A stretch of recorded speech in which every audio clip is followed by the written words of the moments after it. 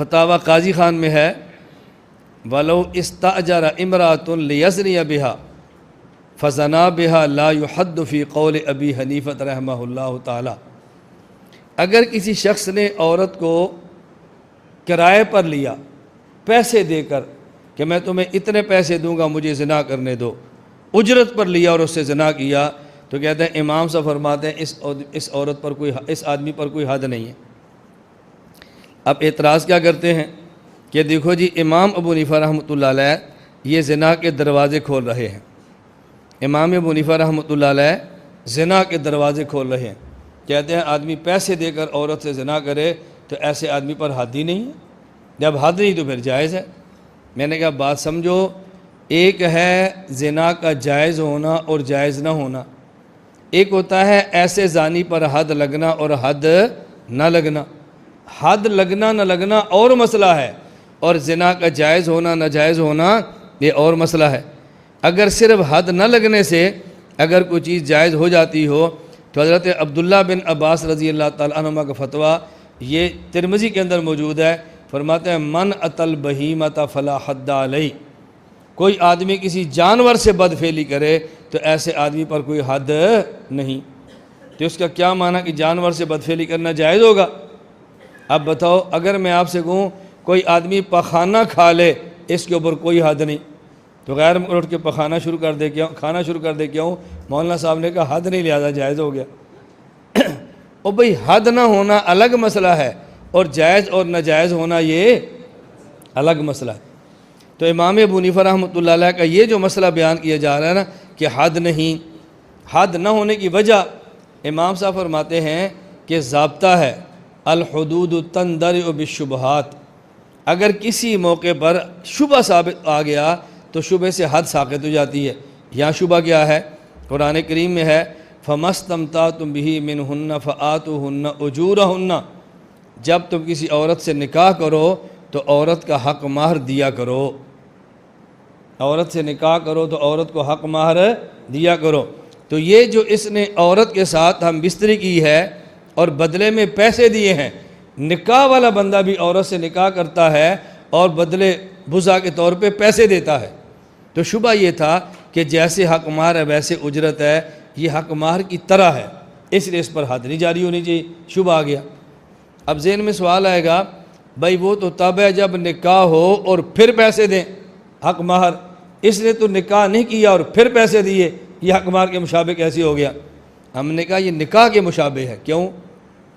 نکاح میں یہ ہوتا ہے کہ دو آدمی گواہ ہوں اور مرد عورت ایجاب و قبول کر لیں، اور اگر گواہ نہ ہوں ایجاب و قبول کریں تو امام مالک فرماتے ہیں پھر بھی نکاح ہو جاتا ہے۔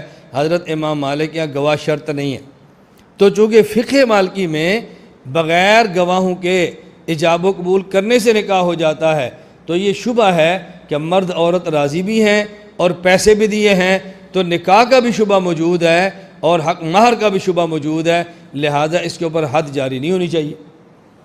اور ایسا مسئلہ احادیث کے اندر بھی موجود ہے، مثلا رسول اکرم صلی اللہ علیہ وسلم نے ارشاد فرمایا ایما امرأۃ نکحت، کوئی عورت اپنا نکاح کرے بغیر اذن ولیہا، اپنے گھر کے سربراہ اور ولی کی اجازت کے بغیر، فنکاحھا باطل فنکاحھا باطل فنکاحھا باطل، تو اس کا نکاح باطل ہوگا باطل ہوگا باطل ہوگا۔ آگے فرمایا فإن دخل بها، اگر بغیر ولی کی اجازت کے نکاح کر لیا اور اس کے شوہر نے سے ہم بستری بھی کر لی، اللہ کے نبی فرماتے ہیں فلہ المہر بما استحل من فرجہا، چونکہ اس نے حلال طریقے سے ہم بستری کی ہے لہذا اس عورت کو حق مہر ادا کرے گا، حق مہر پھر بھی دے گا۔ اور حق مہر کون سا ہوگا؟ حق مہر مصری ہوگا، جو عام طور پہ اس علاقے میں اس خاندان کی عورت کا حق مہر ہوتا ہے۔ آپ دیکھو نکاح کو باطل بھی فرمایا جا رہا ہے اور شرمگاہ کو حلال بھی کیا جا رہا ہے اور حق مہر بھی ثابت کیا جا رہا ہے۔ میری بات سمجھ آ گئی؟ تو اس کا مطلب یہ نہیں ہے کہ حد نہیں تو جائز ہو گیا، لیکن یہ بات بھی ذہن نشین فرما لیں کہ اس مسئلے پر بھی فقہ میں دو قول ہیں، ایک قول یہ ہے کہ حد ہے اور فتویٰ اس بات پر ہے کہ اس پر ایک یہ کہ حد نہیں اور فتویٰ اس پر ہے، اس پر حد یہ ہے۔